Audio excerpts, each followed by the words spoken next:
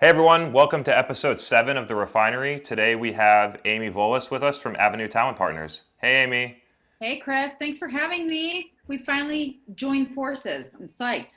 Yeah, yeah, super happy to have you. Now, Amy and I have been talking and engaging with each other on LinkedIn for months. Really liking the stuff you're putting out, especially like really adding to the conversation on, you know, what things people like both on the recruitment side and on the talent side that people should be thinking about and trying to change that conversation. So really looking forward to diving into that with you. But first, just want to hear a little bit about your story for the audience. So like maybe the 30,000 foot view of where you've been the last couple years and where you're focused and where you want to go. Yeah, so we just celebrated our 4-year anniversary of me starting the company in October. So that was like this moment of chills and awesome and all of that.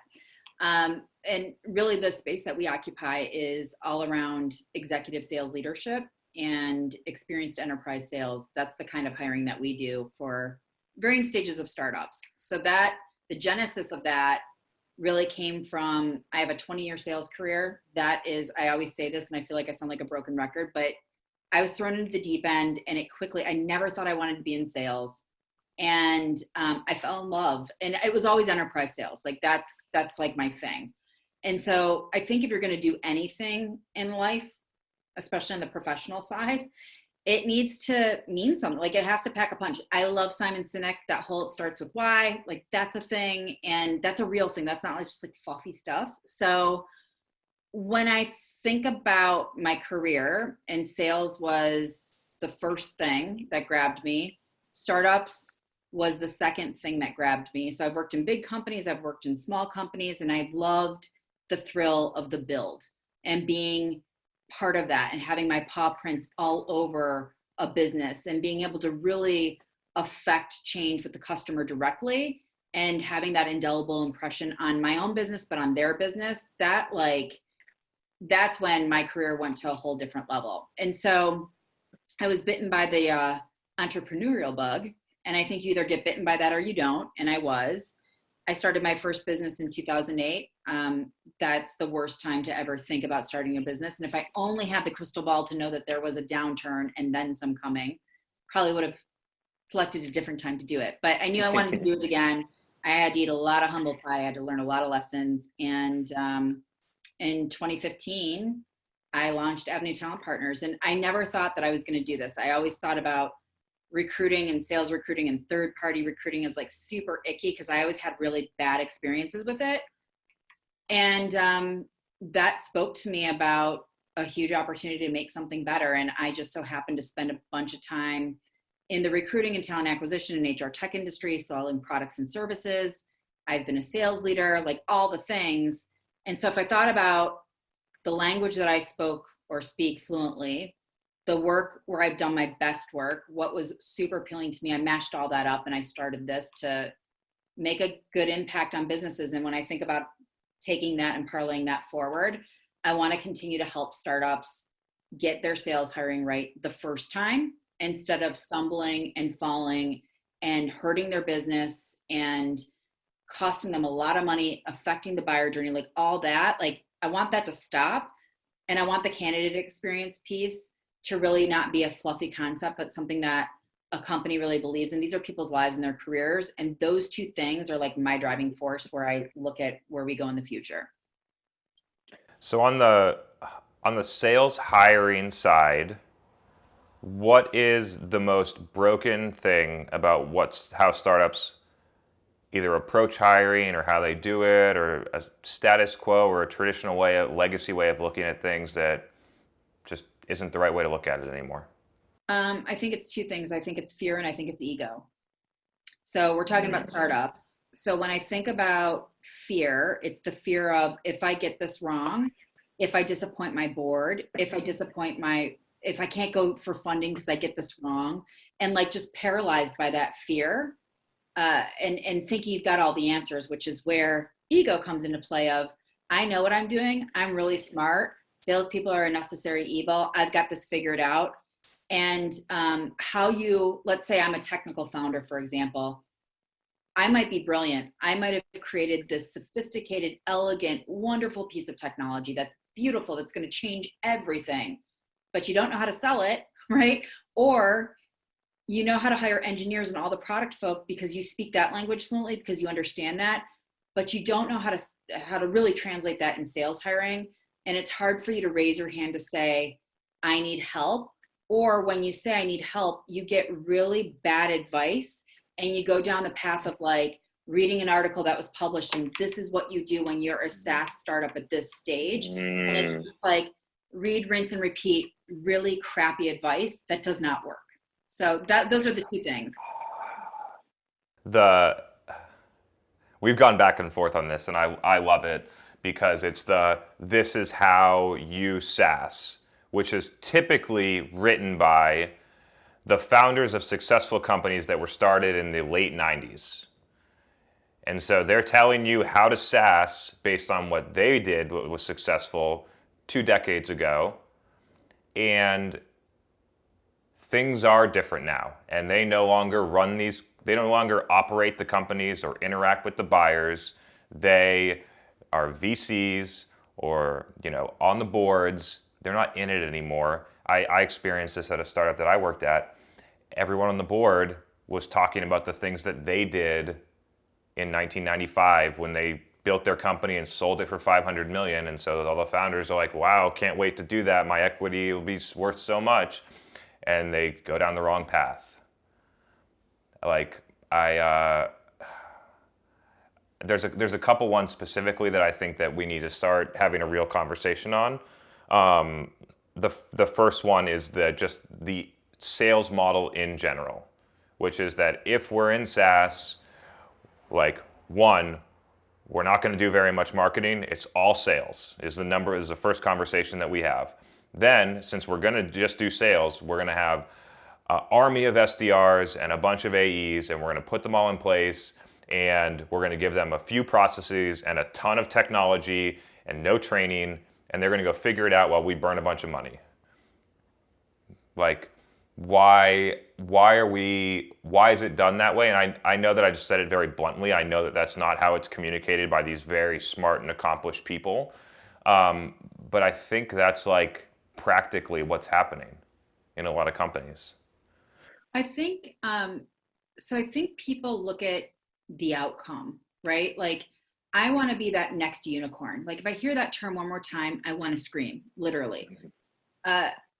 And what is amazing to me, so I worked at a little small company called Indeed, and I was there early on, and I was there through the exit, and I was a big part of their enterprise sales strategy at the time. And they just celebrated their 15-year anniversary. And there was a video that was thrown out where it's like, they're a unicorn, but nobody classifies them as that. And they were talking about, and I'd never seen this video before. And I was like, oh my gosh, I need to like read, rinse, repeat, like put it everywhere. And it's not a plug for my alma mater. It's just like, yes, this is it. Why it spoke to me so much was they asked, well, why don't we hear about this as a unicorn? And this was the answer, because the founders could have given 2 rips about the ego of being the unicorn. And what they cared about was growing a company, and they exited for over $1 billion, only taking in $2 million. Like that's called building a business. That's the stuff. And so the problem, to answer your question specifically, that I think is happening from the top down, I'm a huge believer, like it starts from the top down. The problem that I think is happening is you have people that look at like, I want to be Uber. Well, if you look at Uber, they were a unicorn. They were the who's who. They've taken on so much cash and they've had a hot mess of problems. Look at WeWork. Look at, like, you've got these examples of these. It's going to keep happening. It's going to keep happening because they're not real businesses. They're going for scale and they'll never get to profitability. And so I don't know where we got lost. I mean, I kind of do, which is like a lot of founders are building a company knowing that they never need to get to profitability because they're going to IPO or otherwise exit before they ever need to get there. They're going to sell their company. they need to hit this revenue value and this growth value and this gross margin value on their product, and then they hit those metrics, and then they go and look for a buyer, and they just dump this bag of garbage on somebody else. Or that plus they construct a really good deal for themselves that when they get their A, B, C, D, E, F, G round, whatever it might be, they get a really rich payout, and they're no longer incentivized to look for the outcome. Build a real business. Yeah. And the problem that I find is, so I had this conversation recently with a CRO, and he just made a move. And I said, so tell me everything. And he was like, I am fatigued by the venture system in this country. And I said, tell me more. And he said, I wanted to work for a company that wasn't venture backed, because I find, and not every VC, right? There's some Totally tremendous VCs. Totally agree. Totally agree. But there are some other sort of wicked characters out there as well, that there's a formula, and it's like, as fast as I can get to my formula, I only care about the new logos. I don't care about anything else. And these are his words, not mine. And I would agree. And I'm ripping off his words. It's ruining business, because what it does is it promotes all of the wrong behavior. And especially for me in enterprise sales now, what people don't understand is all the things that you described of like too much tech, no training, no support. I don't care if you are a seasoned enterprise sales veteran, you still need the guardrails of how to be successful inside of that business. Nothing is plug and play.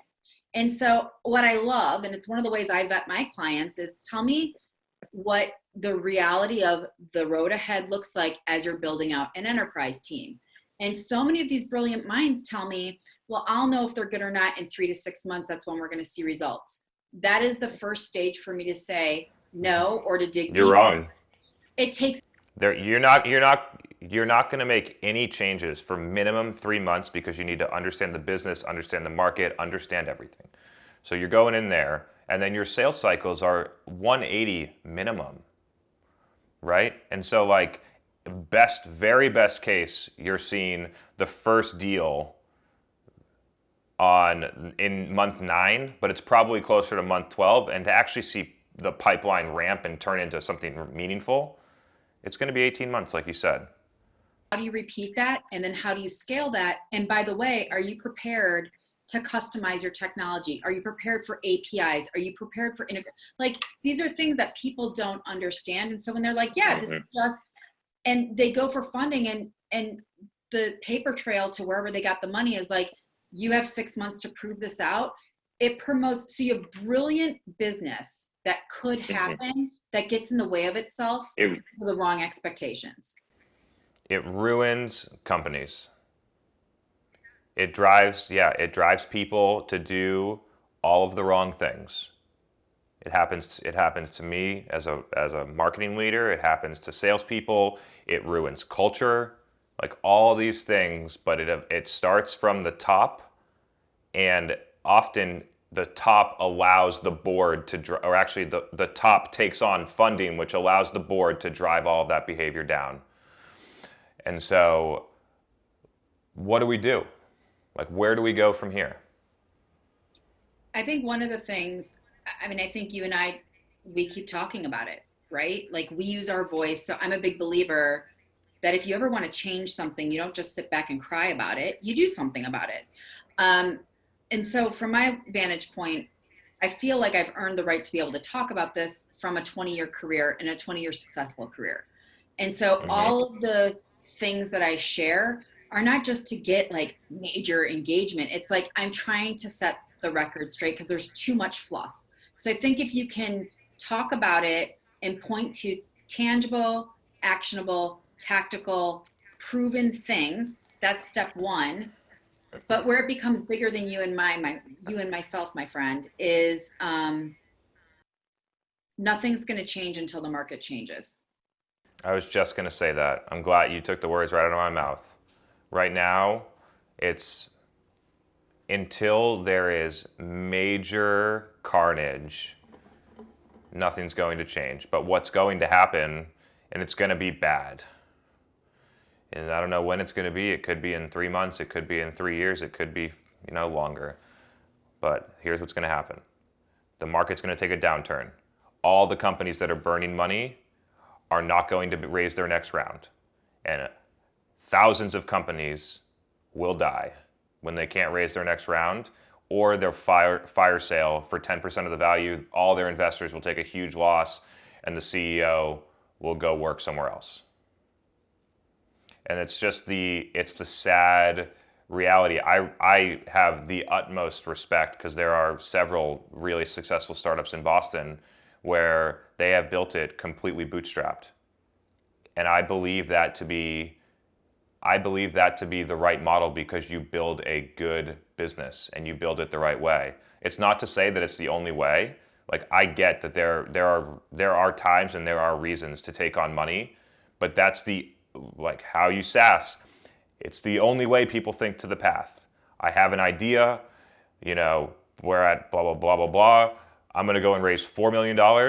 And then when we get to 500K in ARR, I'm going to go and get my Series A and hire people. And, we'll just keep on burning hundreds of thousands or millions of dollars until we somehow find our way.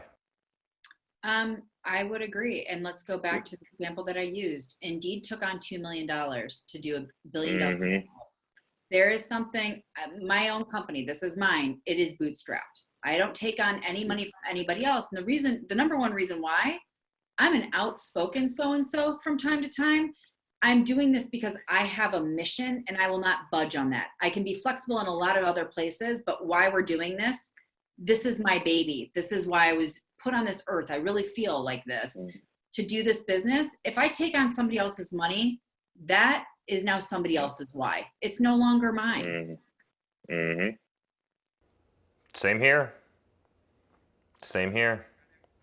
Amen. So I think one of the things that I definitely wanted to get into, because I think we'll have a great conversation about it, and you introduced the idea, but let's go deep, is on once you hire, let's say you do have the 10 reps and the 4 SDRs, or however the numbers work, like, what do you do? Like, or let's start with what's happening in the market today. And I think we're on the same page about, I've seen enough companies that I have an idea of what's going on. At least, maybe we should focus the conversation on the places where it's not working, and then help those people, give those people some information on what they might be able to do to fix it. So I think it starts, what's broken in my mind is, it starts and it stops just with the hiring process. And now I've got these people, and great, go sell something. That is the most dangerous thing that you can do. And I hear about it all the time, where people are like, I hired this powerhouse person, and then they started 3 weeks later, or they were supposed to start 3 weeks later. And, I let them have a break, and I still did my own business, and they never showed up, or they said no, because they got poached by somebody else. That's how competitive this is. So I think the second that you decide to hire is the second that you're committed to the entire life cycle, not to take away from that it's a human, but the entire life cycle of that person's career with your organization. And that mindset is a complete shift of, how do I approach the hiring process? Who do I want to hire? What's going to work well? I talk about this a lot, and it's some of the best advice that I could give, because I screwed up. That's where it came from for me personally, is a scorecard. It takes out all the emotion, and it makes you real focused on what's most important. And if you don't know what that is, start asking questions, get yourself a team of people, not a bunch of people, like 3 to 5 that know you and your task at hand really well, and start flushing out. That's where going out into the marketplace, or looking at LinkedIn, or going to where the SaaS folk go. Ask questions about, when you hired and it didn't go well, what did that look like? Why? What did you learn from it? What did enterprise sales mean to you? And then apply it back to your business. Not, this is the be all and end all, but shades of that over here, yes, and shades of that over there, no. And okay, now I've got my hiring profile. What do I want the hiring process to look like? What's my involvement? What's anybody else's involvement that's going to be participating in this? Okay, great. Okay, so I've got that nailed down. Okay, so if I get external help, yours truly, shameless plug, what does that partnership look like? How are we going to work? I need to make sure that my brand is well represented in the market. If you don't pay attention to that, have fun. I'll leave that there. Anybody that wants to talk about that, hit me up behind the scenes. I've got lots of opinions. But then on the flip side of that, now you've got your hiring process. What happens from the time that they resign or supposed to resign to the time that they start? How do you keep them engaged? How do you keep them excited about what they've committed to? Mm-hmm. It's a big life decision that's riddled with emotion when you resign. Forget about counteroffers for a second. Even if you're seasoned and you've had a million jobs, you still get the sweaty palm moment. You want to know, or those people to know, that you care about them, that this is a big decision. How can I help you? Do you want a sounding board? Let's talk before and after. All those little things, that's even before they get hired. So now you have an onboarding plan, and people mistake onboarding as like training or like day one. You can go to HQ for 7 days, and we're going to shove you in a classroom with the rest of your hiring class, and you'll make some friends, and you'll learn some stuff that you'll forget in 5 days, and then, go out and get it done. Exactly. And for anybody that's using assessments in the hiring process, I think those are phenomenal. Technology is our friend, but most companies use it the wrong way, of like off-on switches. I think it's a phenomenal way to have a conversation in the hiring process. Like, hey, here's what we learned. What do you think about this? Let's talk about this to confirm or deny. Let's say you confirm that this person's still fantastic, but some things came up that you might need to work on together. Weave that in to have it be customized for that individual, their growth ahead, right? Like what their experience looks like. And you can scale this, by the way. It's not like it's so hard for each individual hire. You think about it in cohorts, right? So it's like, that's great. So before they start, give them an onboarding plan, make it easy, have everything ordered, their technology, their phone, what they need to expect, have that waiting, instead of like, how many times have you started a job? Me too. Day one, your computer isn't there. They're like taking somebody else's that they fired, and it's like still all their stuff on there. Like it shouldn't have to be that hard. And you want to be efficient that way. And then it's about understanding what it takes to get them into your company. That's where HQ, like the car wash of like, here's who we are, learn our technology. Here's what makes us special and unique.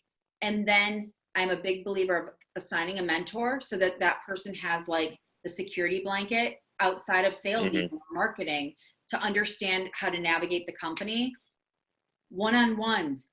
It does not stop. Like, in one-on-ones shouldn't be, tell me what your pipeline looks like. Like, as a leader, I shouldn't spend my time with you and vice versa on things that I can get out of a CRM system. And so it's that continuous collaboration. I mean, I remember one time in my career, I was meeting with the CEO, and my boss, who I was fiercely loyal to, was leaving, and he took me out to dinner. And I said, in my mind, this is the way that I look at it. We're a partnership. You need me just like I need you to do this well. And he goes, no, make no mistake. You work for me, and you're just good at the numbers. Keep that up and you'll have your job. I resigned shortly thereafter. Yeah, I've had an experience like that as well. It's fun, isn't it? You got it. I mean, if you're the CEO, you work for everyone else. And that's just a sign of a really not a culture that I want to be a part of. Same. And many, right? And the way we're working is changing. And it's that mindset of like, what you put into something is what you get out of it. And I'll leave you with that. So so I've been on this kind of like little stint recently where I think that a lot of companies set reps up to fail. And I think that comes in a lot of different forms. But to me, it breaks down to a couple key things. The first one being that they hire too many reps, thinking that the reps will create their own growth.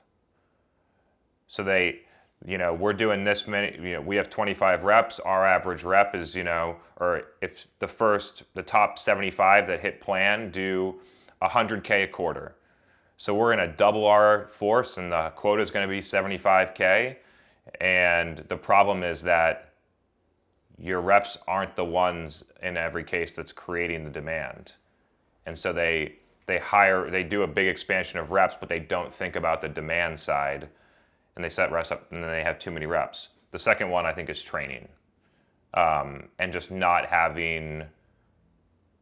giving people the tools and the training to know what they're talking about. Like, I can tell when I'm talking to a rep that's been there for 6 months and can't speak intelligently to any of the questions that I'm answering. And it's really frustrating, and I don't really know how to solve it. So I think we are in this As a buyer.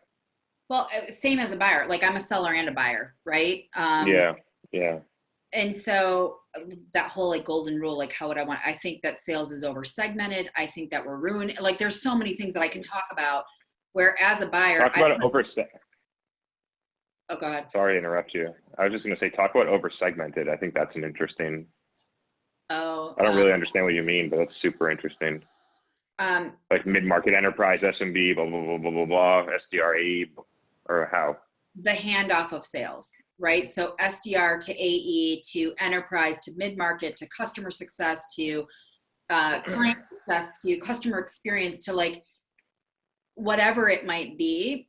In the world that we live in, there's at least 3 handoffs for the most part. The SDR, the AE, and if it's at the wrong AE level because you got your lead routing wrong, which happens all the time. If it's really enterprise, now it goes to the right enterprise rep to now client success or customer success. And each one of those roles has a very different goal that's not synonymous with the overall outcome. So you have people that aren't thinking about the buyer journey, they're thinking about their own self sort of. How do I get credit for this meeting before I pass it to Jimmy? Exactly. And so as a buyer, which totally pisses me off, is I will be super upfront about saying, I don't want to have this same, you're asking me a lot of questions. They're good questions, but just so we're clear, I don't want to have the same conversation 4 other times. Yeah. Like it's like dead, like it's like deer, and that's when you can tell like they've been trained, they haven't been trained. And it's not a game, but it's like, I don't have time. I'm a business owner. I had one recently where they sent me a form pre-call. I filled out a demo. They sent me a form. I filled out the form. We spent the first half of the demo them asking me the same questions that I just filled out on the form. Then they do the demo focused on none of the things that I care about. And you're not going to win a lot of deals that way, which is why you need a huge sales force, which is why you burn money. There's this cycle of decisions that leads you to a path of where you don't want to be at, but for some reason, when you're in it, it's hard to see it. I had a client, and who I love, by the way, and he was like, I know like the whole SDR model is broken because I don't engage there, right? Like that's not where I'm centering my business. And we were talking about this because he's having problems like everybody else is. And everybody. Yeah. And he's like, I know I have problems. I know the full cycle AE route is the right thing to do, but we're a SaaS company. It's what everybody does. And I said, wait a second, I need to fly through this phone and shake you because wait, no. You could pave a whole new space. Exactly. It doesn't matter like this whole sheep syndrome. So that's what I meant by over segmented is you're alienating your buyer, you're frustrating them, you're making and before you even got to your form, did they just automatically send the calendar link and say, Chris, schedule time if you want to talk to me? Do you know what the tone is of that? Like it's such a off. Like I'm the buyer. I hold the keys. Like stop, and not me. Like I'm not talking about somebody as a buyer. The buyer. There's like this complete and total quick fix mentality of I'm just going to plug and play. When it comes to the hiring piece, to your point, I'm going to hire a cohort of people. The cream is going to rise to the top and everybody else that sucks is going to go out. And it's like, no, you just lost diamonds in the rough that given the right TLC. And that's what I mean is you and I are very different people. We're synonymous in a lot of the topics we talk about, but your career trajectory and what you've done and why and how and where and blah, that's you. Same with me. What's important to me of what I need to be successful is going to look a little different than yours. That is okay. Totally. But this blanket statement approach to leadership of like, this is what I hear this all the time. Like, my guys on the floor do this, and it's like, ick. Like, Yeah. like what? How do you know? And so I always ask, how much time are you spending on the floor to understand what your guys are doing? Crickets. Not very much. So I'm sorry to interrupt you. I think I want to get down here, and we're running low on time. Is I haven't talked to a single CRO, CMO, VP of marketing, or VP of sales ever that is like, our SDR AE model is humming. I haven't heard one person say, there are some people that I talk to that are like, Facebook ads are fucking killing it for us. Or this is like this type of small event where we invite these people here and we teach them something, or whatever the tactic is, people can get behind something that's working. I've never had someone come to me and say that specific model is the best thing that's happening in their business. But everyone does it. Like, why? I'm trying to, and I think there's a lot of people that are starting to recognize this because of the things that I just said, is that like, I want to pave a path where a full cycle AE is the place to go because it is buyer centric, but in order to get there, you need to change your business. You don't just fire your SDRs, replace them with AEs, and think you're going to be successful, because you won't be. You need to fundamentally change the way that you go to market, and that's why people don't do it, is because they are resisting change, so they'd rather do it the way that they are doing it right now, because the change would be very painful. Well, they don't know how to make the change, right? Because nobody else is doing it. But it's that old adage, Chris, of what's old is new. When I grew up in sales, I was my own SDR, I was my own account manager, I was my own enterprise rep.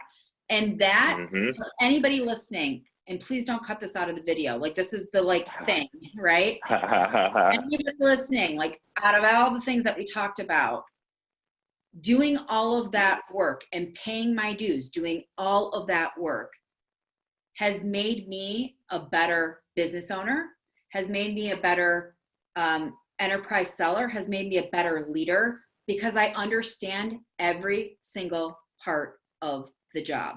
And because of that, I can empathize with my buyer. Mic drop. What a way to go out. If we're going to end the call, like, I mean, you know? I know. I mean, I'm thinking about just stopping the call right now. No, just kidding. That I really do think that we should end there, but I also think that somewhere down the road, and hopefully more recently, because I think this is going to continue to be a conversation, that we actually spend the whole time on how and what would be necessary, and maybe we'll pick an example of either maybe a company that failed, or a fictitious company and where they're at, and talk through the steps of how to get from where a lot of companies are right now, which is in that model and it's not working, and their buyers are unhappy with the experience in the buying cycle, to where we think where it would end up and how you would get there. I think that'd be cool. I was already a big fan of yours going into this, and just appreciate the foundation that we've laid behind the scenes. I was hopeful, but so not surprised, because it's the case, like, that we'd had this kind of conversation. And I hope that it's one of many, like, seriously, because there aren't many people that are willing to be as direct and forward. That's the one piece of feedback I get behind the scenes, is like, you're willing to talk about stuff that nobody else is. And I want to change it. And I'm glad that there's like a fellow person in the trenches that wants to change it too. And it is what's old is new. Like, we're not talking about anything revolutionary. You just kind of have to get back. So, yeah, count me in. This was lovely. I didn't swear once, by the way. I did. I think I did once. Just one little baby F-bomb. It's okay. But no, seriously, It like, was subtle. totally appreciate you, Chris. Like, this was awesome. Thank you. Great to chat with you, and have a great weekend. You too. Till next time, my soon. friend. Bye. Bye.